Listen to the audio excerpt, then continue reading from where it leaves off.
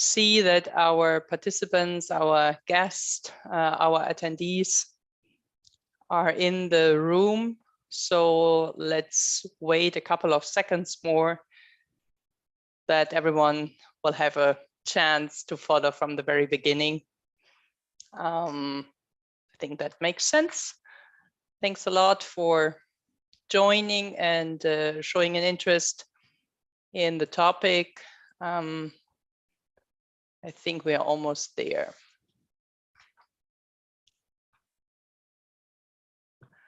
Okay, then I see that we can start. My name is Viola von Kramon. I'm a member of the European Parliament for the Green Group. Currently, we're holding our plenary session here in Strasbourg. And of course, we all were following very closely the situation on the single voting day on the last weekend in Russia. We want to go into more details and give the floor to both of our speakers. So we will hear from Margarita Zavadetskaya first for 10 to 15 minutes. Margarita is probably well known to many people who follow Russia and election observation missions. She is a senior research fellow of the Finnish Institute of International Affairs, and she holds a PhD from the European University in Florence. And of course, her public publications encompass topics related to Russian domestic politics, authoritarian regimes, election protests, and public opinion. So she is the best person you can imagine for this topic we will cover today. And she has a good network of also political emigres in the host countries. Second speaker for today, I guess, is also very well known amongst many of us, Anton Chekhovtsov. If I'm not mistaken, he is originally from Crimea, so he knows the situation in his home country as well as in the country we're speaking today about. Dr. Anton Chekhovtsov is the director of the Center for Democratic Integrity in Austria, and he's a visiting researcher at the Central European University who need to be transferred from Budapest, unfortunately, to Austria as well. And he's a long-standing expert at the European Platform for Democratic Elections, with whom and with which we have very extensive relations, since I'm I would say, frequent election observer when I was member of the Bundestag, but also now in the European Parliament. And of course, it is in our deep interest that we make sure we get the best information from independent election observers, which is not always easy, especially in this very hostile and very, let's say, aggressive environment, such as has been now in the case of Russia. Since I have not been here and have not had direct contacts to people who had participated in these elections, I would like to give the floor immediately to Margarita to enlighten us a little bit about the situation around the election, what happened, what was their impression, but also then maybe later Anton about the political implication, and also about what we are very worried about, this fake observation missions or individual fake observers. So please, Margarita, you can kick off here. Okay, first of all, it's a big pleasure to start today's discussion, the panel discussion of the single voting day that actually happened literally a few days ago. So starting from last year onwards, so Russia holds election for 3 days, which opens up more opportunities for electoral fraud and falsification. So we probably will have more opportunities to discuss this in more detail today. Let me just give you a snapshot of what just has happened 2 days ago. Unfortunately, I'm not in a position to travel to Russia due to several reasons. So I don't really have any first-hand information. And the last time I did observer mission myself was like more than 5 years ago. So in this sense, I'm mostly relying on the data provided by my colleagues who still have some access. Some is the key word here because fully blown observation at the moment is barely possible, especially in the occupied and next territories. And my colleague Anton Shekhovsov will say more about that. So this is actually the war continues on that territory, but using electoral weapons, if we can call it this way. Just a few, I would say, baseline information to kick off the discussion. So most local elections actually held on a single date. More than 50 million voters were eligible to vote. It's approximately 50% of the whole Russian electorate. Over 4,000 elections of different levels took place, including local level, regional level, and federal level. The most probably interesting for us is the gubernatorial gubernatorial elections that happened in 21 regions, including Moscow, the capital area, where Sobyanin, the incumbent, actually quite predictably won the elections. Also, 20 regional parliaments, including illegal elections in the 4 annexed Ukrainian regions of Donetsk, Luhansk, Kherson, and Zaporizhia. Well, plus 12 city council of regional capitals, including the occupied, again, Donetsk, Luhansk, and Melitopol. And kind of, a cherry on top of that. Well, when I say cherry, I quote unquote, because the head of the Golos co-chair mission, domestic observer mission in Russia, Grigory Medkonyan, was detained 3 weeks before the election started. So for allegedly cooperating with the undesirable organization, European Network of Election Monitoring Organizations. So I hope everything is going to be fine, although we know that unfortunately, if someone is already under trial in Russia, so it's probably it's not going to be a good end, at least in the days to come. But let's hope for the best. So in this sense, unfortunately, our colleagues from Golos are not in a position to speak for themselves. But I will probably rely on the reports they published in Russian, and I think some data are also available in English. Basically, the main campaign trends, so what has been observed so far is that these are the dirtiest elections we've seen, even by the Russian standards. So compared to the previous election cycle, well, these elections prove that it can be even worse. So let me just say that 3 key words that earmarked the electoral integrity, to say lack thereof. These words are the pressure and violence.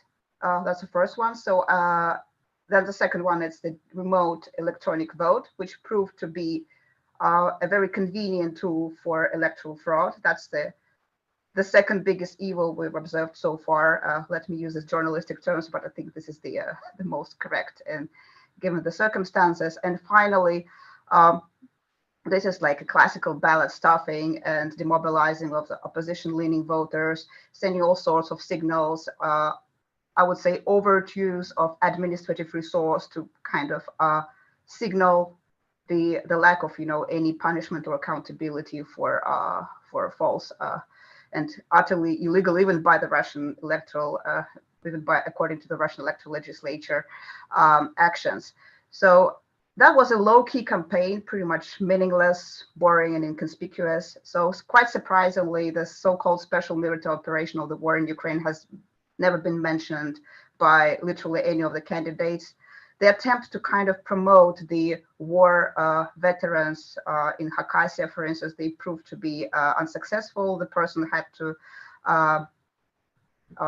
cancel his participation because of his last name is Sokol, due to some health issues. So basically the incumbent stay in power in Khakassia. So this is probably the only region when on the regional level, I wouldn't say opposition, but let's say systemic opposition, the communist governor stayed in power. But when I say systemic opposition, it doesn't mean that these people are against the war. It doesn't mean that they are, I would say, manifest any, I would say, open political resistance to the regime. So no, they are still operating within the Russian political regime. So in terms of outcomes, so all the governors were re-elected. So all of them are incumbent governors, so no alarms and no surprises. United Russia won all the party lists in all regions in the regional parliaments, apart, I mean, with one exception of Khakassia that I already mentioned. Then Donetsk autonomous district and Yaroslavl were also slightly different from the overall trends. But and finally, we have now two Yabloko fractions in the local legislatures in Yekaterinburg and Novgorod. But this is not a result of Yabloko as a successful opposition party. This is basically a result of hard work by individuals who actually has been working hard and maintaining close ties with local constituencies, with voters in those regions. And these people, this is basically their personal reputation rather than their affiliation with Yabloko party. So this is probably what I wanted to say. And as a snapshot, before I move to my vision of how we should interpret these results and what does it mean in terms of the ongoing political developments.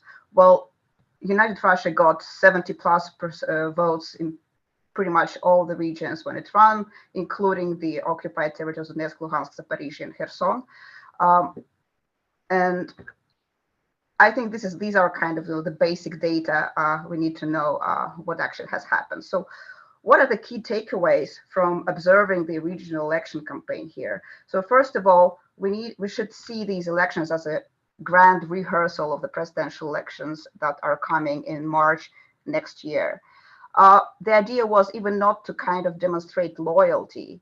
Loyalty was not the focus. When I say loyalty, I mean not an open manifestation like, being a patriotic zealous or whatsoever. So what I'm talking about is demonstrating the delivering capacity. This is a pretty much bureaucratic capacity to, deliver an expected vote counts and nothing more. If someone overperforms in terms of, being patriotic, or how it ends. So basically, the main idea, the backbone of the Russian political regime is demobilization. So, and a very specific mobilization of predictable actors and groups. Active loyalty is not a requirement. So it's about delivering capacity. So the election served as a tool to signal Russian citizens that everything is under control and life continues as usual. Conversely, the unrealistic vote numbers send a powerful signal to the opposition-leaning voters that resistance is futile, as the regime is well prepared to protect itself. It's not about legitimacy per se; it's about showing the muscles.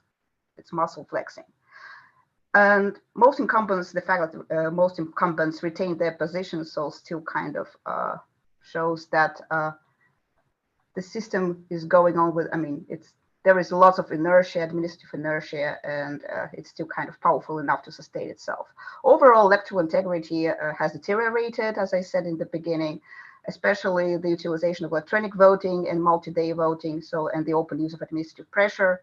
So they have emerged as primary facilitators of electoral fraud. So playing dirty is a crucial aspect of the signaling game here, and it aims at demobilizing opponents and reassuring supporters, pragmatic supporters. I'm not saying like ideological supporters, that the incumbent remains in a strong position. So, and meaning saying Putin is credible enough kind of, to go on with the political setup that we are observing. Another interesting thing that there are so many interesting takeaways here actually, but another thing is if we're still looking,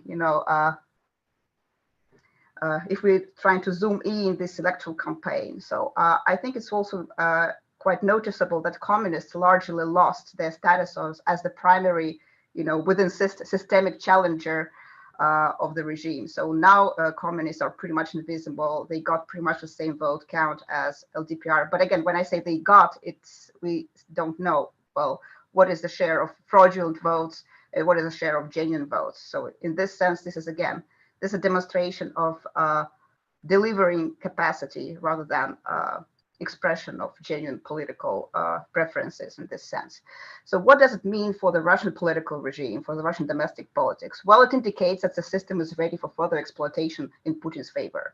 Well, nothing more. So as simple as that. Is there any room for independent candidates in Russian election? Is there any potential for, surprise or unexpected developments? Well, given the circumstance, it's very unlikely that the forthcoming elections would yield any unintended consequences. The reason is quite simple. It's not even the repressive capacity of the regime. It's more about that there is no opposition candidates or even technical opposition candidates, something like Svetlana Tikhanovskaya in Belarus. So there is no one who actually could serve as a focal point for the opposition to rally around. And in this sense, Putin is unlikely to grant such a gift to the opposition to register like even a semi-opposition candidate, just to play this legitimation game. This is not going to happen. He's very cautious, he's risk averse, and this is what actually these elections are going to be: boring, low risk affairs, no competition, and of course no post-election protest. Well, on the other hand, so this is the last thing I would like to share today, is that despite the challenges to electoral integrity, signs of political resistance and competition, one way or another exist at the local level. So strong independent politicians, as we saw it in the case of Khakassia or Yabloko representatives in Yekaterinburg and Novgorod, they can still make some difference. But all of this is happening on the local level, and we barely see these developments. And again, this is a kind of very low-key politics, and this could probably become a hotbed for new political cadres if the political regime, loosens its grip on power one way or another. But again, so this is, I think it's quite a predictable result that the vertical of power is not strong enough to control everything down to, like the lowest level. In this sense, yes, some limited competition still exists. What can we infer as common trends for the upcoming presidential elections from the current campaign? Well, presidential elections in Russia is never a platform for political experimentation. So we are unlikely to witness any unpredictable developments in March or before March, unless a miracle happens or something happens in the battlefields. Again, the Russian domestic politics largely depends on what's going on in the Ukrainian territory, in the battlefield. So this is something that I kind of, dropped from my talk, but this is the main factor behind this. And finally, the electoral campaign is mostly about optimizing costs. It's how to make vote delivering cheaper for the regime and less visible and less exposed to independent observers. This is what they're working on. Electronic vote copes with these tasks, brilliantly, even despite the fact that it broke down several times during the election days. So both in Moscow and countrywide. Anyway, it doesn't prevent the regime to deliver, the Central Election Committee to show the results they actually wanted to show. I think that's all I wanted to say, and now I'm giving the floor to my colleague. Super. I have a couple of questions, but with them I will wait and give Anton the floor first, because there are some, let's say, contradictions which I might get into in a few minutes. Thank you so much, Margarita, for your contributions. Anton, you want to continue immediately? Yeah, of course, Viola. Thank you very much for the invitation, Margarita. Also, thank you for this very interesting and insightful analysis. My part in this conversation is to sort of concentrate on a different angle, a different aspect of what was going on during the single voting day, and this is the so-called vote, so-called elections in the parts of Ukraine that are occupied, currently occupied in Ukraine. But before I focus on that particular discussion, I want to provide you with two bits of background information. So, as Viola mentioned, there is also this phenomenon of fake international election observation or politically biased international election observation. And what we mean by this is that for a very long time, Russia has been very unhappy with election observers such as Viola, who are going to elections and provide objective analysis of how the elections are held.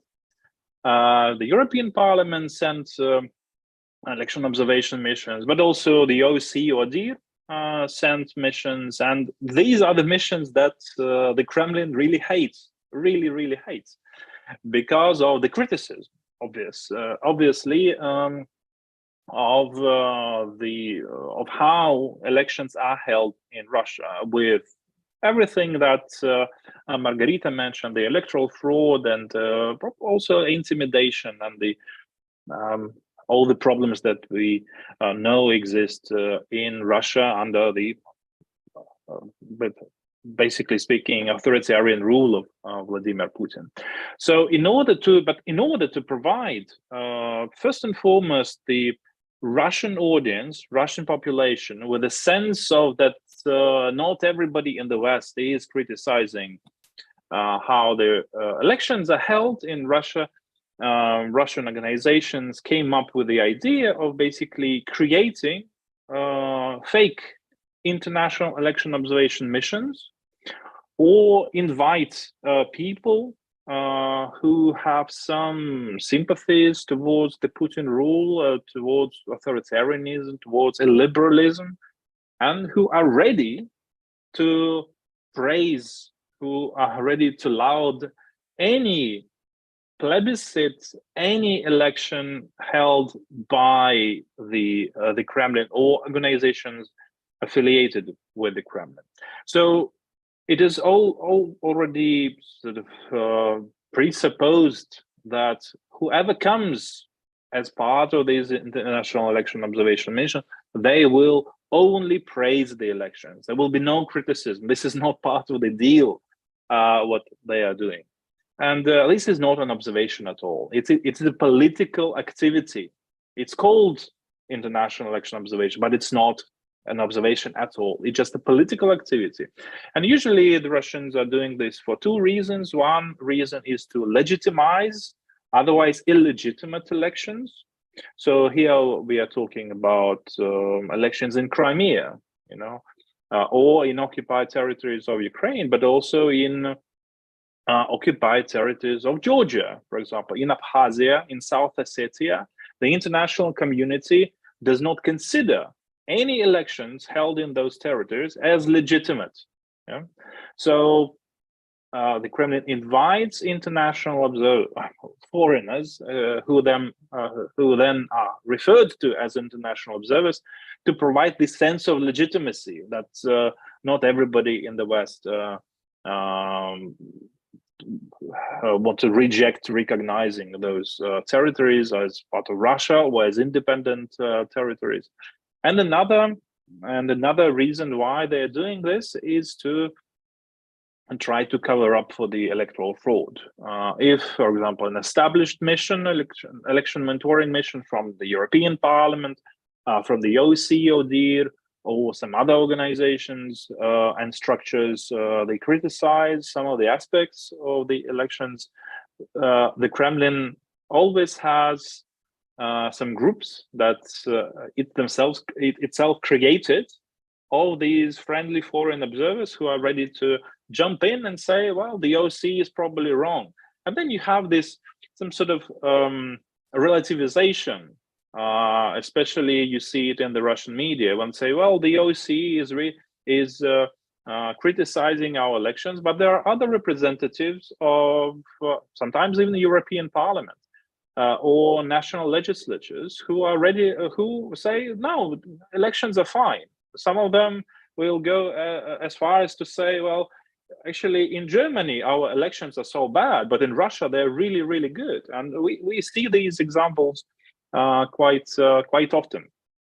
So this is the point, and especially again with the illegitimate elections. Yeah, the Russian media would normally report that, well, the US and its puppet states in Europe do not recognize these elections, but there are these people from France, from Italy, from the US who say that there is a striving democracy, that the elections are free and fair. So this is one important background information. The other background information is about those territories where that were the focus of my observation, during this particular single voting day. And as you may know, large parts of the Donetsk region and Luhansk region of Ukraine, they were occupied by the Russian forces already in 2014, 2015.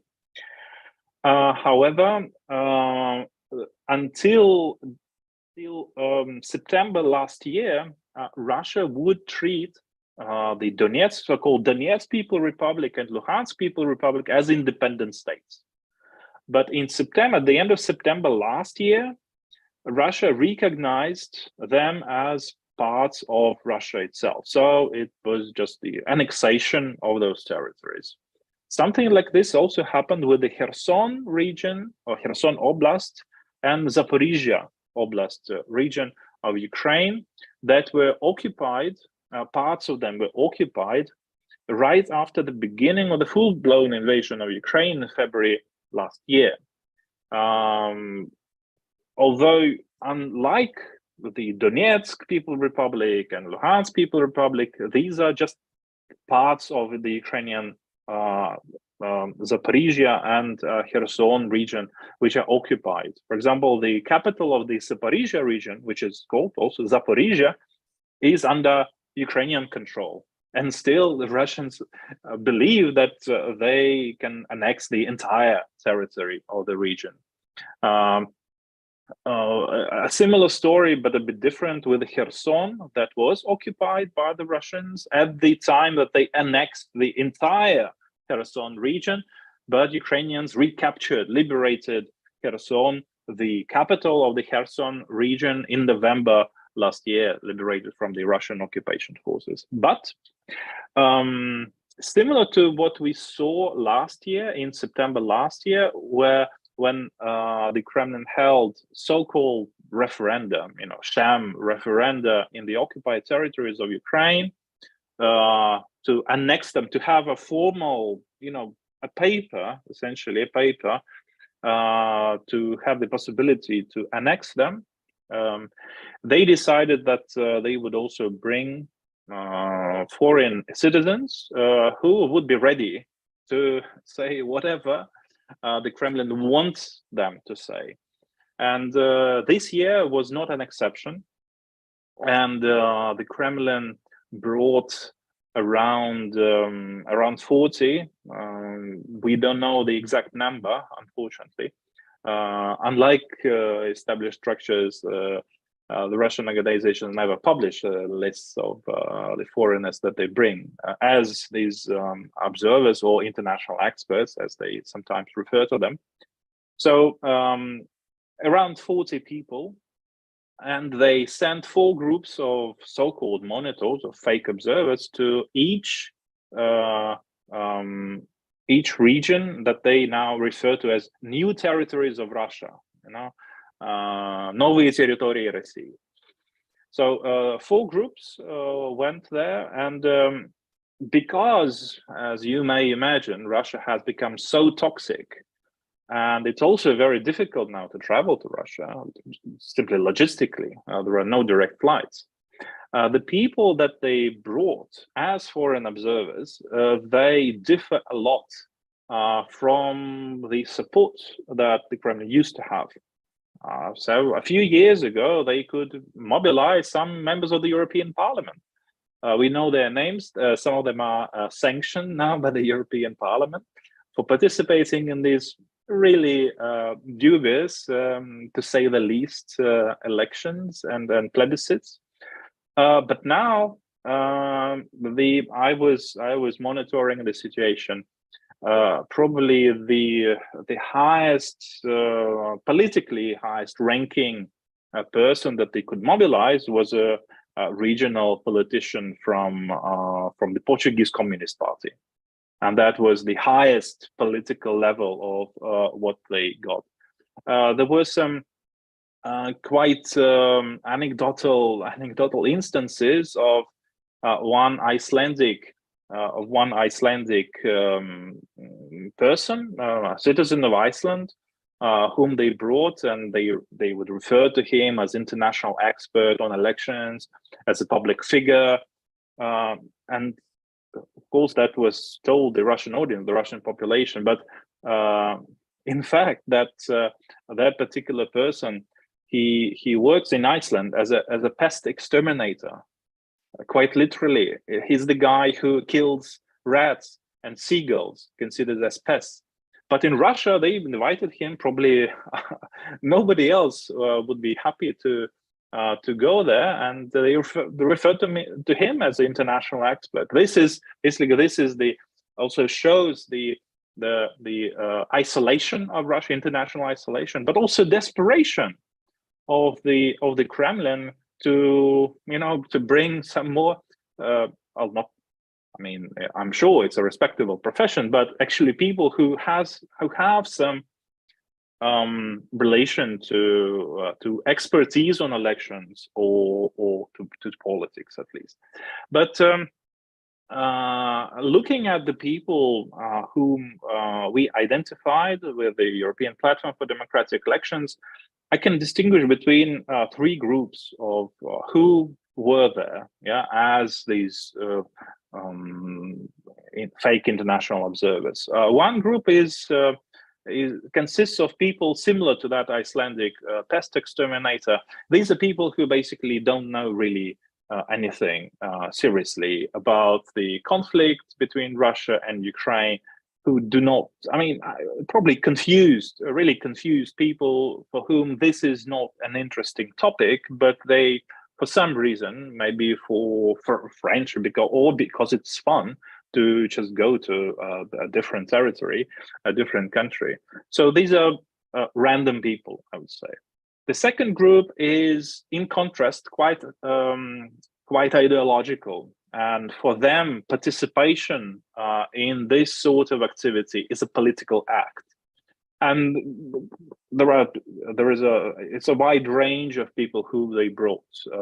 People from, for example, there is a managing director of the American far left conspiracy website, the Gray Zone. There is a guy who I mentioned, the original politician from the Portuguese Communist Party. That is very Leninist Marxist. It's really hardcore unreformed communism. It's not social democracy even, and also the far right. There are people representing the far right.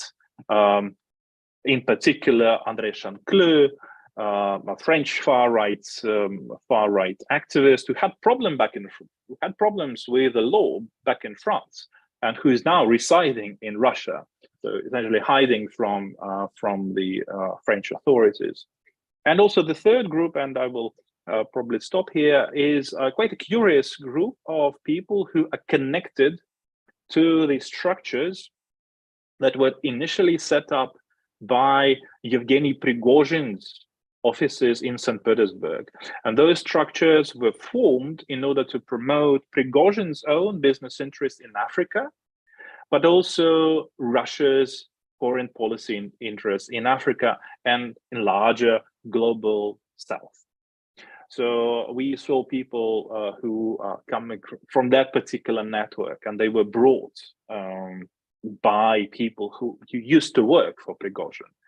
So these are three groups that I identified. But before we continue, what happened to them especially? I mean, are they jobless now, or are they integrated in other networks? I mean, those people... I must say, I was surprised to see them.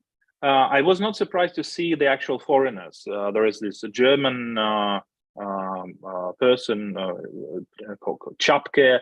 I don't remember his first name. There is an Indian woman. There is a Swiss woman. They were part of this free group. I was not surprised to see them because I know that they would be somehow engaged by some other structures in Russia. But I was surprised to see the actual people who used to work on the Russian side for Prigozhin. I have no idea. Honestly, I have no idea what they're doing now. But it's the first time that they appeared in the public space after the apparent demise of Yevgeny Prigozhin in summer. So it is a very interesting development, but it also shows how stable actually those networks are, even without the main sponsor of the original network that was established several years ago. So it's still operational, and it is quite an interesting development. Very much so. Thank you so much to both of you. I might come back. I have not seen any questions from the audience, but I have a couple of questions. Maybe I start with Margarita first. It was very interesting that you said that there were no risk, so to say, for any post-election protest. Absolutely true, but I mean, if we have followed the situation, how much ballot stuffing, how unrealistic, high turnouts they had, as you said, this very, very artificial and very much manipulated way of tuning this turnout. I mean, you said it was a rehearsal for the presidential elections, absolutely. But if you imagine that with the presidential elections, looking back at 2012, we had a similar situation that people are absolutely frustrated, and those who voted voted not in favor of Putin, and then people went out on the streets. And don't you think that if he does that in the same way, also at the presidential elections, that people would not show their anger, their frustration, and that there is no risk for another wave of protest? I mean, this e-votes, there's a lot of room for manipulation. Then this time it was such a blunt, as you said, even for Russian electoral standards, it was more and worse than ever. I mean, people become more and more unpolitical. I have read some of your briefings, and it's rather frustrating and hard to imagine how far they will go. But nevertheless, isn't there a certain percentage of the people who would say, hey, come on, this is simply too much, there is a tipping point? Or do you think they are all so fatigued?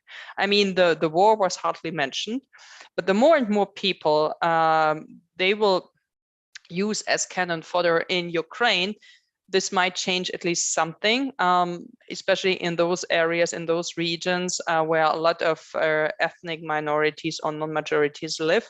And of course, everyone thinks that after the next day after the presidential election have taken place, the general mobilization might start.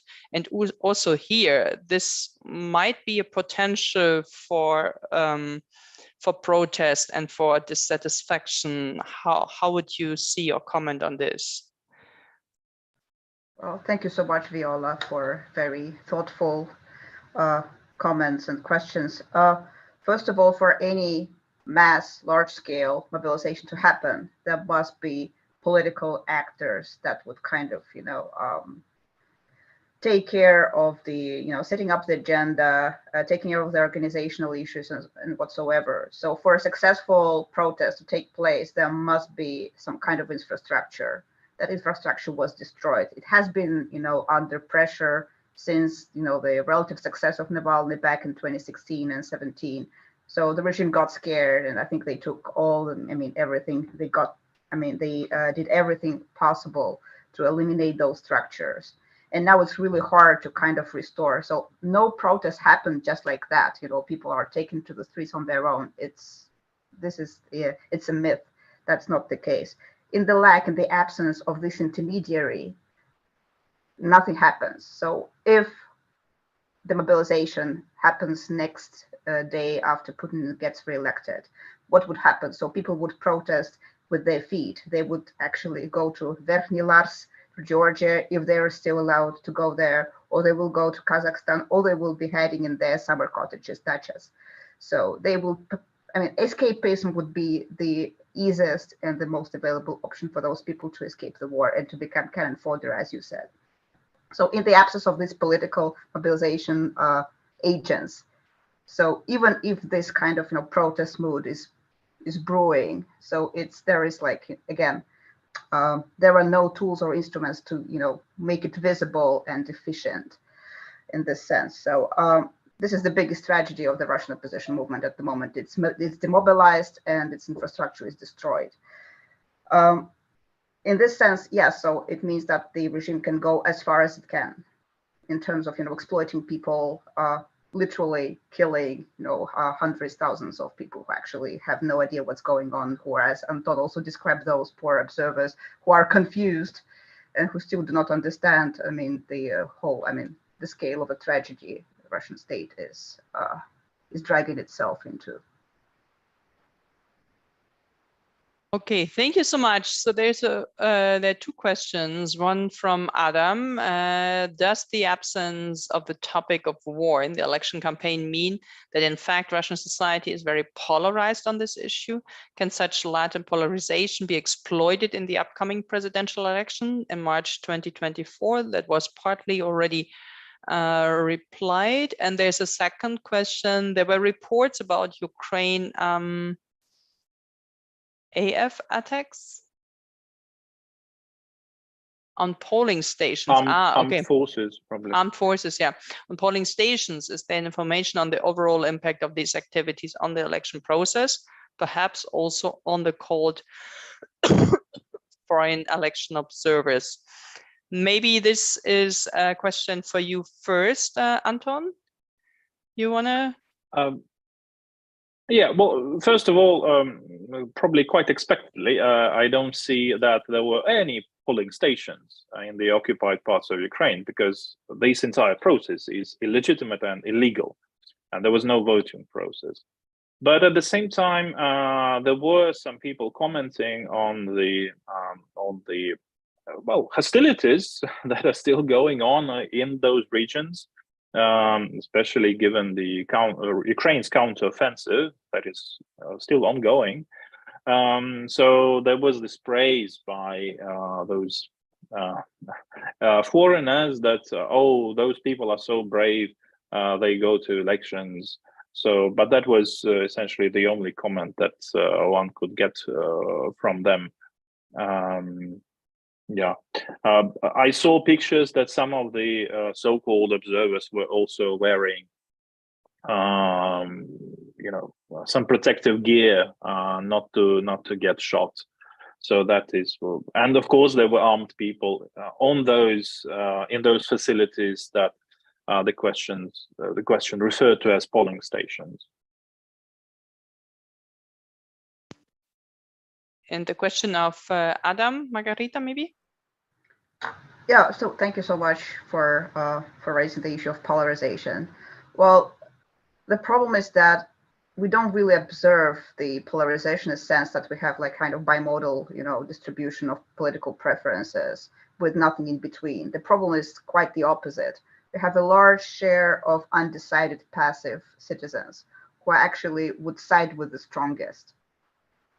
Well, there is a relatively small share of those who are pro-war, like 25%, according to different accounts, like OMI, the Ukrainian Institute, who actually conducts wonderful surveys on the Russian authorities. I really admire their job.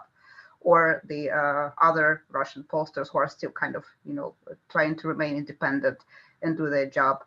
Or the same kind of amount of opposition-leaning people. I mean, many of them left the country, like maybe about 1 million, but still it's hard to count. But the majority of the opposition is still staying inside Russia. But the problem is that these undecided, swing voters, those who actually are trying to abstain from politics and literally just, sitting and waiting for what's going to happen. So that's a problem, not the lack of polarization, but the absence of it.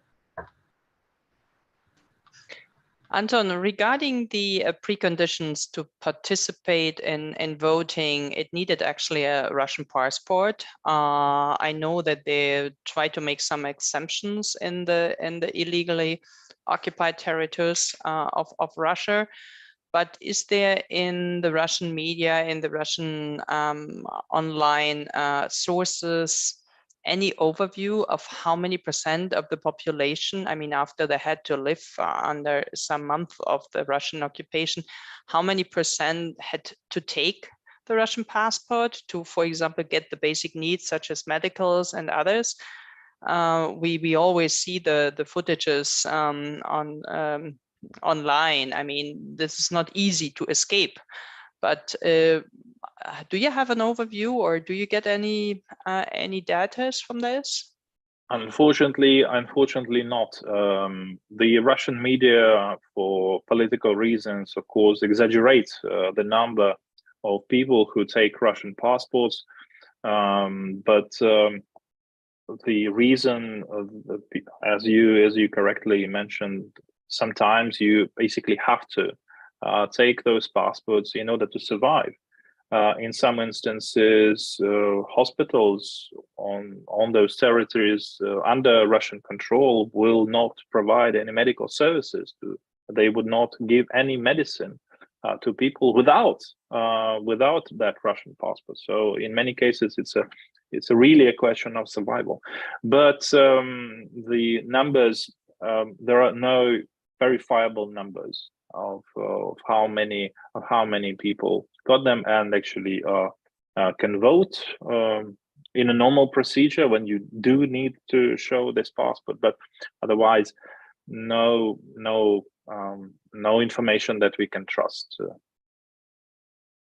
And maybe the question to both of you, I mean, the International Red Cross would be one of the institutions who should get and who should ask and request access to these occupied territories. But I still hear from the Ukrainian side, it's almost impossible, and they are not really, I mean, putting their foot in the doorstep.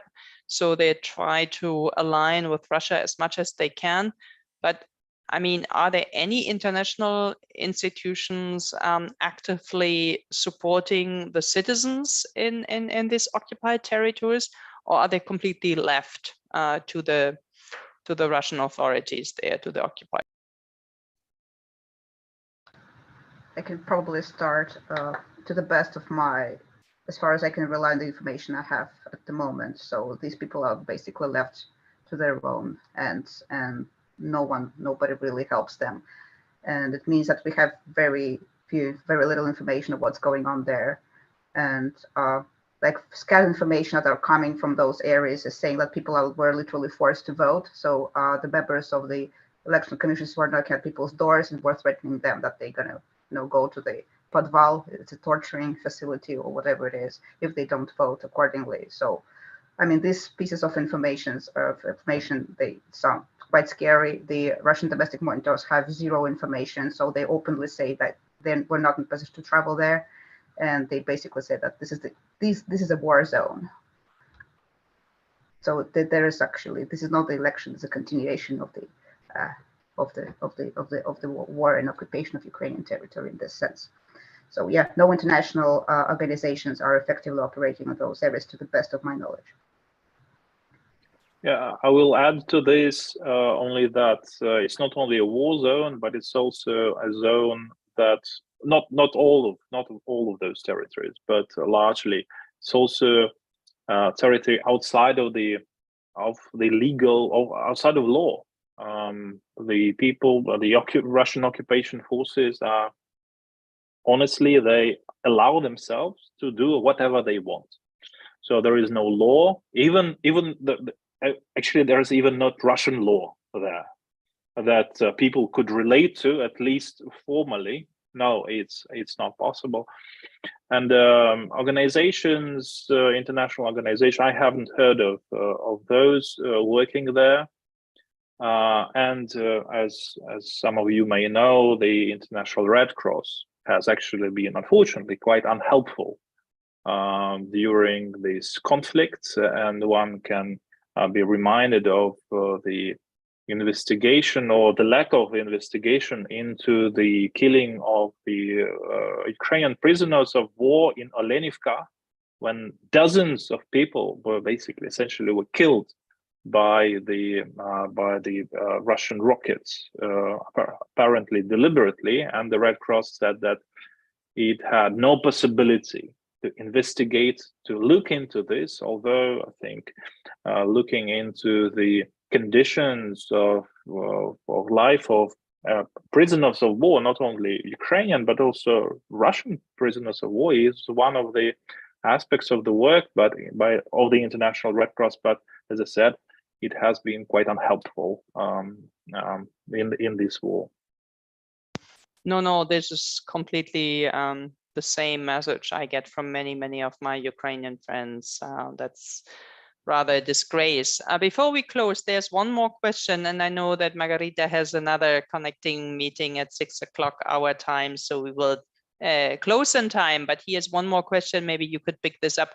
What would be the development from yesterday's deputy head of CC? Words about the appointment amendments to the electoral law till the presidential election 24. What can we expect? Margarita, maybe quickly, yeah? Yeah, I can, like, my quick answer would be whatever amendments are happening, they are facilitating electoral fraud and vote delivering. Again, it's all about delivering vote at the lowest cost possible. So that's the easiest interpretation of what's going on at the moment. Anton, to comment on this? It was not really my area of expertise. I probably can add something else that I. You muted. You muted yourself. Oops, I'm sorry. I will probably say something else that I forgot to mention, and I think it's quite interesting.